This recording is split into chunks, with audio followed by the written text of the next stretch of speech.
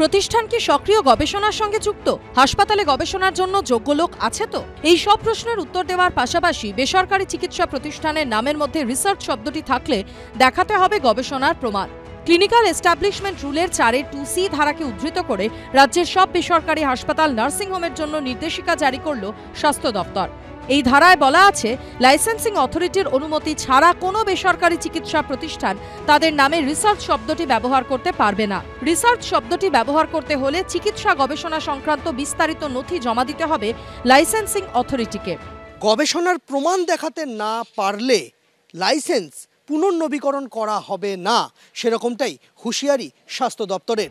স্বাস্থ্য ভবনের সার্কুলারে বলা হয়েছে, কোনো বেসরকারি চিকিৎসা সংস্থাকে রিসার্চ ইনস্টিটিউট তকমা পেতে এবং সেই তকমা ধরে রাখতে হলে প্রতিষ্ঠানকে সক্রিয় গবেষণার সঙ্গে যুক্ত থাকতে হবে। হাসপাতালের নিজস্ব বৈধ এথিক্স কমিটি থাকতে হবে। হাসপাতালে যোগ্য লোক থাকতে হবে গবেষণার জন্য। থাকতে হবে হাসপাতালের আলাদা গবেষণা বিভাগ। গবেষণা সংক্রান্ত তথ্য কোন জার্নালে প্রকাশিত হয়েছে জমা দিতে হবে তার নথি। গবেষণার বিষয়ের উপর ইন্টেলেকচুয়াল প্রপার্টি রাইট চেয়ে হাসপাতাল যে আবেদন করেছে তার নথি লাগবে। গবেষণার বিষয়বস্তুর উপরে পেটেন্ট পাওয়া গিয়েছে কিনা বা পেটেন্টের জন্য আবেদন করা হয়েছে কিনা লাগবে সেই নথিও। লাগবে প্রতিষ্ঠানে পিএইচডি এবং এমফিল পড়ানো হয় কিনা সেই সংক্রান্ত অনুমোদনের নথি। প্রতিষ্ঠান কোনো গবেষণা সংস্থার সঙ্গে যুক্ত কিনা তাও জানাতে হবে।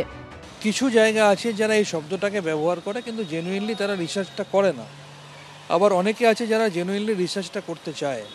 সেই জায়গাটাকে আরও বেশি করে ত্বরান্বিত করার জন্য এবং সেই মতো একটা সার্কুলার জারি হয়েছে, তাতে একটা অ্যানেক্সিও দেওয়া রয়েছে, অ্যানেক্সি এ। সেই অনুযায়ী তারা করবে এবং কী কী রিসার্চ করছে তার সাফিসিয়েন্ট ডকুমেন্ট সবার আগে জমা দিতে হবে। ডিএমই সেকশন সেটা ইন্সপেকশন করবে।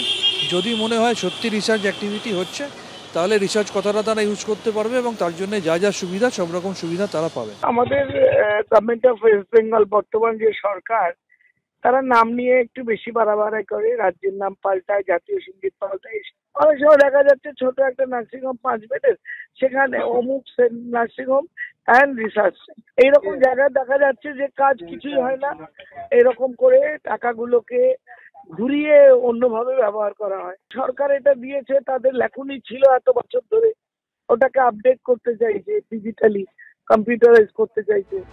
পাশাপাশি স্বাস্থ্য দপ্তরের নির্দেশিকায় বলা হয়েছে, গবেষণার জন্য আইসিএমআর বা কোনো সরকারি বা বেসরকারি প্রতিষ্ঠান থেকে অনুমোদন মিলেছে কিনা, মিললে গবেষণা শেষের পর ফান্ড ইউটিলাইজেশন স্টেটমেন্ট জমা দেওয়া হয়েছে কিনা দিতে হবে সেই সংক্রান্ত নথিও। ঠিকই আছে, যারা রিসার্চ লেখেন তাদের তো ভ্যালিড রিসার্চ ডকুমেন্টস তো থাকা দরকারি এবং সেটার একটা যে ক্লারিফিকেশন থাকে যে কোন ধরনের রিসার্চটাকে ওনারা গ্র্যান্ট করছেন, তো সেই হিসেবে নিশ্চয়ই সমস্ত প্রাইভেট হসপিটাল সেইভাবেই অ্যাকর্ডিংলি তারা সমস্ত ইয়েটা নেবে আর কি, অ্যাপ্রুভালটা নেবে। স্বাস্থ্য দপ্তর সূত্রে খবর, শুধুমাত্র কলকাতা এবং সংলগ্ন এলাকায় 20টিরও বেশি এইরকম বেসরকারি চিকিৎসা প্রতিষ্ঠান আছে যাদের নামের সঙ্গে আছে রিসার্চ শব্দটি। সন্দীপ সরকারের রিপোর্ট, এবিপি আনন্দ, কলকাতা।